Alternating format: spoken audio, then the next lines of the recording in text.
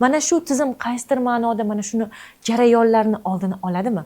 Ya'ni insonlar doriga qaysidir ma'noda qaramlikdan qutulishi uchun bir yo'nalish bo'la oladimi? Albatta bizning xalqimiz ko'p dori iste'mol qilishga o'rganib qolganmiz. Sababi ozgina jonimiz og'risa ham yugurib borib dorixonaga murojaat qilamiz. Mana shu holatlarni oldini olish maqsadida ham ushbu elektron tizim ishlab chiqildi. Ya'ni o'zimizni o'zimiz davolaymiz-da. Bu narsani, ya'ni o'z-o'zini davolashni oldini oladi. Hamda har bir bemor shifokorga murojaat qiladi. Sababi dorixonadagi mutaxassislar, farmatsevtlar shifokor emas. Sababi har bir inson har bir funksional tuzilishga ega. Har bir dori har bir bemorga har xil ta'sir qiladi.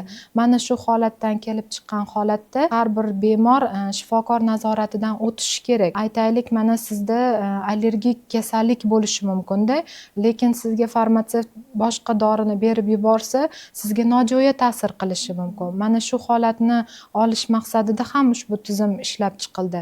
Bu tizimni ishlab chiqishdan maqsad bemorlarni xavfsizligini ta'minlash, bundan tashqari dori vositalarini aylanmasini nazorat qilish, ya'ni qalbaki, sifatsiz, kontrafakt dori vositalarini sotilishini oldini olish, sog'liqni saqlash tizimini raqamlashtirish, ya'ni qaysi hududda qanday kasalliklar ko'p rivojlanayotganligi yoki qaysi dori vositalari ko'p iste'mol qilinayotganligi to'g'risidagi statistik ma'lumotlarni ham ushbu tizim orqali olish imkoniyati mavjud.